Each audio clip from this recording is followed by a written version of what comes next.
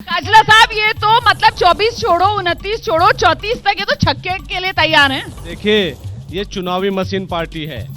अगर आप देखें, मेरठ के अंदर आप खड़े हैं, सबसे ज्यादा महिलाओं का उत्पीड़न हमारी बहनें यहाँ बैठी हुई हैं। इनके पार्टी के मंत्री, इनकी पार्टी के पदाधिकारी महिला उत्पीड़न में इनके नाम आते हैं। इन लोगों ने क्या किया? ये तो वोट देने के नाम पर लगातार जाति धर्म पर बांट कर इन्हें वोट मिलती है। अगर काम के नाम पर वोट लेंगे तो आप बताइए, यहाँ किसानों की भूमि है। 2022 में वादा किया था कि किसानों की आय दुगने होगी। आज बताइए कि किसानों की आय दुगनी हुई है क्या? नहीं हुई। 2024 है तो वो कहते हैं बीच में कोरोना महामारी भी तो आ गई, वैश्विक संकट आपने नहीं देखा, एमएसपी आप नहीं देख रहे, सरकार कितनी दे रही है। और एमएसपी सिर्फ गेहूं पर, चावल पर ही नहीं, अब तो दलहन तिलहन पर भी दे रही है। मतलब यहाँ पर बीजेपी की जीत के चौके छक्के कोई रोक नहीं सकता, यही हो रहा है।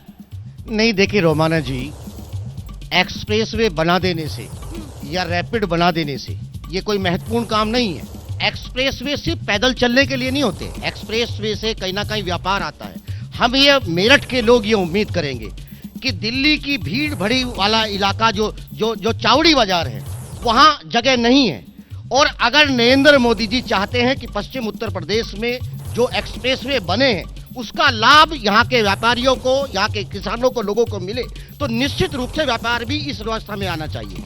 दूसरी बात, अभी आपने तमाम जो बीजेपी के एजेंडे में कहीं ना कहीं धार्मिक विकास है, हम इनका स्वागत करते हैं, लेकिन आपको ये भी बात मानना पड़ेगा कि अगर रामायण प्यारी है तो हिंदू धर्म में महाभारत की भी उतना ही महत्व है। और उस महाभारत कालीन की एक धरती इस मेरठ की धरती है, हसनापुर की धरती। आप अयोध्या में कितना भी विकास करें, हमें इससे कोई मतलब नहीं, लेकिन हम मेरठ के वासी हैं और हम ये उम्मीद करते हैं कि आपके धर्म के विकास का कोई थोड़े मोटे छींटे अगर इस हसनापुर की धरती के ऊपर पड़ जाएं। सुनिए, दूसरी आपने जो बात कही उस पर जवाब लूंगी। मतलब अयोध्या का विकास हो रहा है, काशी का विकास हो रहा है सिर्फ इसलिए क्योंकि हिंदू मुस्लिम करना है। वो कह रहे हैं कि कम धार्मिक नगरी है क्या, कम महत्व वाली है क्या हस्तिनापुर, उसका विकास क्यों नहीं सर? जय श्री राम, जय श्री राम। अरे जय श्री राम को नहीं मानते, भगवान को नहीं मानते, भगवान के अस्तित्व पर निशान लगाते हैं। हम न्योता देते हैं तो न्योते को ठुकराते हैं। अरे इनको भगवान नहीं छोड़ेगा, इनको देश की 142 करोड़ देवतुल्य जनता, उत्तर प्रदेश की 25 करोड़ जनता और मेरठ की 19 लाख जनता इनको नहीं छोड़ने वाली। तो अयोध्या का विकास हिंदू मुसलमान के लिए किया क्या सिर्फ? अगर ऐसा नहीं है तो फिर यहाँ मेरठ और वो जो हस्तिनापुर गिना रहे हैं उसका विकास क्यों नहीं कर रहे हैं? उसकी कोई मान्यता नहीं है क्या? देखिए, मेरठ में रैपिड लाए पहली, मेरठ में मेट्रो लाए, एग्रीकल्चर किसानों के लिए पहली यूनिवर्सिटी। धार्मिक और सांस्कृतिक पहचान के तौर पर क्यों नहीं हो रहा है? क्योंकि यहाँ हिंदू मुसलमान नहीं हो रहा है इसलिए। माना जी, किसानों की, कृषि की पहली स्पोर्ट्स यूनिवर्सिटी, आप समझिए कि स्पोर्ट्स मेरठ की जान है। स्पोर्ट्स यूनिवर्सिटी मेरठ में हम लाए। किसानों को इनके सरकारों में किसान आत्महत्या करता था, माता बहनें सड़कों पर सुरक्षित नहीं थी, युवाओं को रोजगार नहीं। अभी कितने किसान आत्महत्या कर रहे हैं?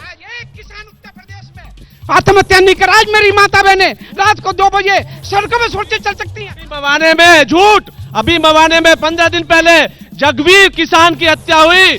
इससे बड़ा झूठ इस हत्या या आत्महत्या? वो आत्महत्या एसडीएम के सामने उन्होंने जलकर आत्महत्या की। अपने झूठ सच और झूठ के बीच जरा समाजवादी पार्टी की भी बात सुन लेते हैं। हाँ, तुम्हारी फाइलों में गांव का रंग गुलाबी है, तुम्हारे आंकड़े फर्जी है और दावा खिताबी है। एडम गोंदवी का ये शेर है, सुनिए। इनका झूठ मैं बताऊं कैसे चलता। यह मेरी सरकार का नहीं, एनसीआरबी का डेटा है 2021-22 का। 10,851 किसानों ने आत्महत्या की। और ये भाई साहब सफेद झूठ बोल रहे, खड़ा होकर बोलिए आज। एक दिन में 31 किसान आत्महत्या कर रहे हैं, यही है ना आंकड़ा? तो आंकड़ा बताइए ना पूरा। मैं लास्ट पर डे थी, सुनिए। अगर आप में हिम्मत है जमीर बचाए तो बोलिए कि प्रधानमंत्री जी ने आंकड़े झूठे दिए हैं। मैं आप लोगों से कह रहा हूं, देखिए, पार्टी धर्म अलग बात है, लेकिन सच्चाई पे आप रहिए दोस्तों, साथियों। अगर 2021-22 में 10,851 किसानों ने आत्महत्या की तो उस सच को स्वीकार करना चाहिए। पार्टी को वोट किसी को दो आप। नहीं, लेकिन वोट किस पर पड़ेगा? वोट किस पर पड़ेगा? वोट मुद्दों पर पड़ेगा या फिर वोट जो है वो आस्था और श्रद्धा के नाम पर पड़ेगा? क्योंकि देश में माहौल तो पूरी तरीके से राम में है। देखिए, आपके कार्यक्रम का नाम है कौन बनेगा प्रधानमंत्री। महत्वपूर्ण ये नहीं है कि कौन बनेगा प्रधानमंत्री, महत्वपूर्ण ये है कि प्रधानमंत्री कैसा होना चाहिए।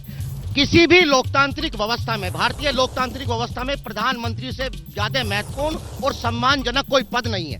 लेकिन देश के प्रधानमंत्री इस देश के प्रधानमंत्री ना हो करके अगर उनका व्यवहार सिर्फ बीजेपी के प्रधानमंत्री के रूप में है, ऐसा क्यों लग रहा है आपको? ऐसा क्यों लग रहा है? आप इतनी बड़ी बात कह रहे हैं तो आधार बताइए। आज देखिए, सुनिए आधार बताइए। आप मेरी बात को सुनिए। प्रधानमंत्री एक धीर गंभीर बातें करें, हम उनकी बातें मानेंगे। कौन सी हल्की बात कर दी? अरे कौन सी हल्की बात कर दी? आप सुनिए ना, देखिए देश के प्रधानमंत्री ये कहते हैं कि भारत की इकोनॉमी का बहुत विकास हुआ है, लेकिन अगर एक तरफ भारत नहीं हुआ क्या? दुनिया की 5वीं बड़ी अर्थव्यवस्था हिंदुस्तान बन गया है। जीडीपी पिछले 3 साल से लगातार 7% के ऊपर अगर कहीं दुनिया में बनी हुई है तो वो हिंदुस्तान है। देखिए आप सुनिए मेरी बात को, युवाओं मेरी बात को ध्यान से सुनिए। आप सुनिए, इस देश में अगर आर्थिक विकास हुआ है तो पिछले 1 साल में 3 करोड़ 32 लाख लोग सरकार द्वारा दिए गए अनाज के ऊपर जिंदा हैं। ये एक सवाल रहेगा। जैसे ही घड़ी का काटा दोपहर 2:30 पे आए, बबीता जी का दिल सास बहू साजिश के लिए मचल जाए। और ये है इनकी बहू, पूरे दिन ऑफिस की टेंशन हो जाए गॉन जब ये करें अपना फेवरेट शो फ्री टाइम पे ऑन। इनकी तरह आप भी देखिए अपना फेवरेट शो अपने टाइम पर और डाउनलोड कीजिए एबीपी लाइव ऐप अपने स्मार्ट टीवी पर।